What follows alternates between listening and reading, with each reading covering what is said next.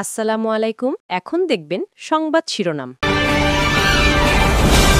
ফ্যাসিবাদী শক্তির গুপ্ত বাহিনী ঠেকাতে রাজপথে থাকবে বিএনপি, জানালেন তারেক রহমান। নোট অফ ডিসেন্টের মাধ্যমে ঐক্যমত্যে জুলাই সনদের আইনি ভিত্তি ইস্যুতে কোনো দল নয়, সরকার ডাকলে সাড়া দেবে বিএনপি। বিরোধ যাদের সাথে তাদের সাথেই বসতে চায় জামায়াত।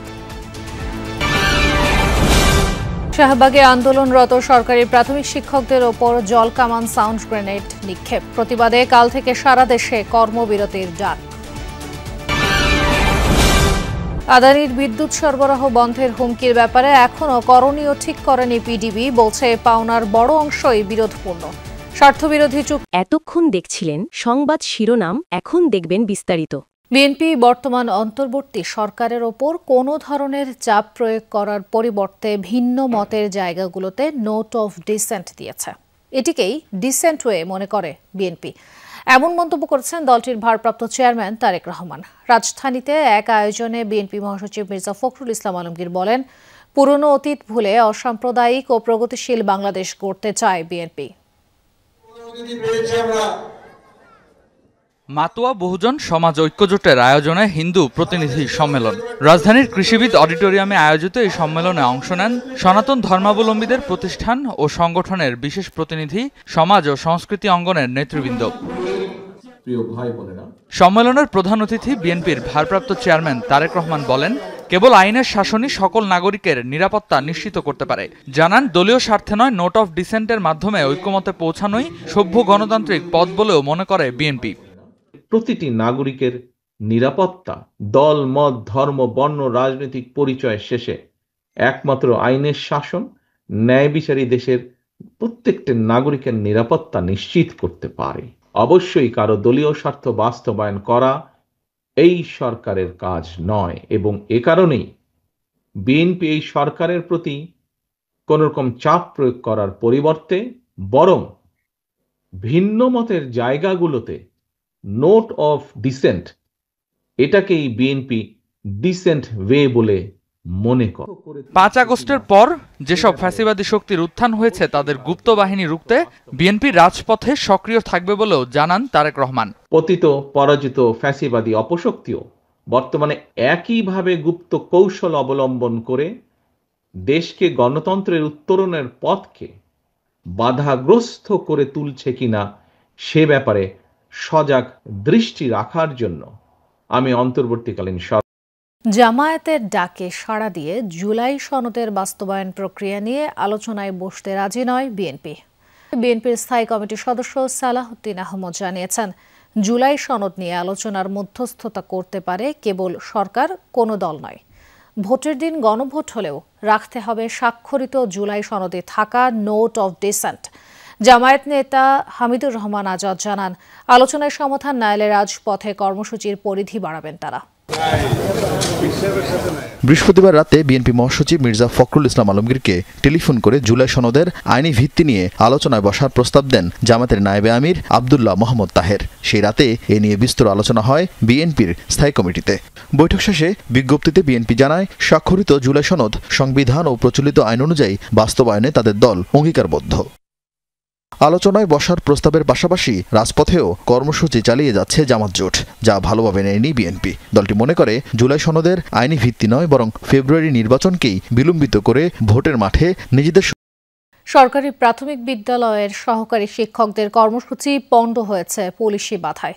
শাহবাগে টিয়ারশেল, সাউন্ড গ্রেনেড আর জল কামানে ছত্রভঙ্গ হয়ে পড়েন শিক্ষকরা। এতে আহত হয়েছেন শিক্ষক ও পুলিশের কয়েকজন সদস্য। 10ম গ্রেডে বেতন সহ 3 দাবিতে কেন্দ্রীয় শহীদ মিনার থেকে শাহবাগের দিকে যাওয়ার সময় বাধা দেয় পুলিশ। পরে শহীদ মিনার থেকে আগামীকাল সারা দেশে কর্মবিরতির ঘোষণা দেন আন্দোলনরত শিক্ষকরা। বিকাল 4টার দিকে হঠাৎ করেই প্রাথমিকের সহকারী শিক্ষকদের উপর চড়াও হয় পুলিশ। ছত্রভঙ্গ হয়ে এদিক সেদিক ছুটতে থাকেন তারা। এর আগে পূর্ব নির্ধারিত কলম নিক্ষেপ কর্মসূচি পালন করতে কেন্দ্রীয় শহীদ মিনার থেকে শাহবাগের দিকে রওনা করেন শিক্ষকরা। শাহবাগ থানার সামনে পৌঁছাতেই ব্যারিকেড বাধায় পড়েন তারা। পুলিশ তাদেরকে সরে যাওয়ার কথা বললে সেখানেই বসে পড়েন আন্দোলনকারীরা। তারপরেই অ্যাকশনে যায় পুলিশ। কিভাবে টিচারদের বাবা মারে? আমরা কি মানুষ না? আমরা এখানে কিছু করছি? শান্তিপূর্ণভাবে এখানে অবস্থান করছিলাম, কিন্তু ওনারা আমাদের উপরে নির্মমভাবে ওনারা আঘাত করছে আমাদের উপরে। পুলিশের সাউন্ড গ্রেনেড, টিয়ার শেলে আহত হন শতাধিক শিক্ষক। কয়েকজনকে ভর্তি করা হয় ঢাকা মেডিকেলে। শিক্ষকদের দাবি, বিনা উস্কানিতে হামলা করেছে পুলিশ।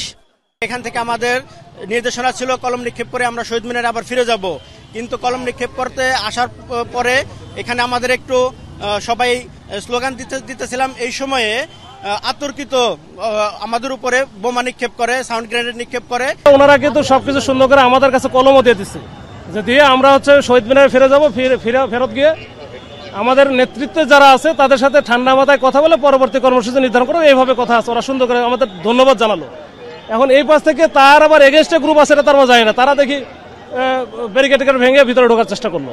তো এই সময় তখনই তো আমাদের সাথে লাগলো। তাছাড়া তার আগে তো একেবারে শান্তিপূর্ণ ছিল, খুবই ভালো ছিল।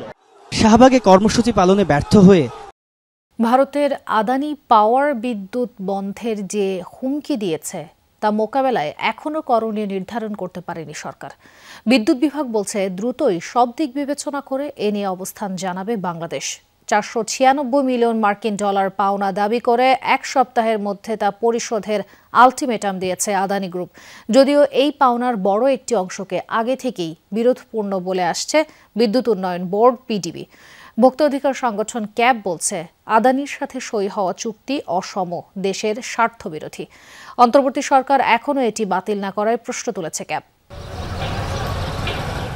বাংলাদেশের সীমান্ত সংলগ্ন ভারতের ঝাড়খণ্ডে স্থাপিত আদানির গোড্ডা পাওয়ার প্ল্যান্ট 800 মেগাওয়াট ক্ষমতার 2টি ইউনিট এখানে। 2023 সালের জুন থেকে এই কেন্দ্র থেকে বিদ্যুৎ আসে বাংলাদেশে।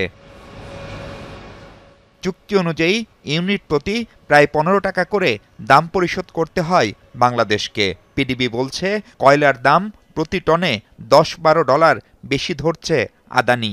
এই আপত্তির কথা জানানো হলেও সেটি এখনো মীমাংসা করতে পারেনি দুপক্ষ। এরই মধ্যে 31 অক্টোবর 10 নভেম্বরের মধ্যে প্রায় 500 মিলিয়ন মার্কিন ডলার বকেয়া দাবি করে তা পরিশোধের আলটিমেটাম দেয় ভারতীয় কোম্পানিটি। তা না হলে 11 নভেম্বর থেকে সরবরাহ বন্ধেরও হুমকি দিয়েছে তারা।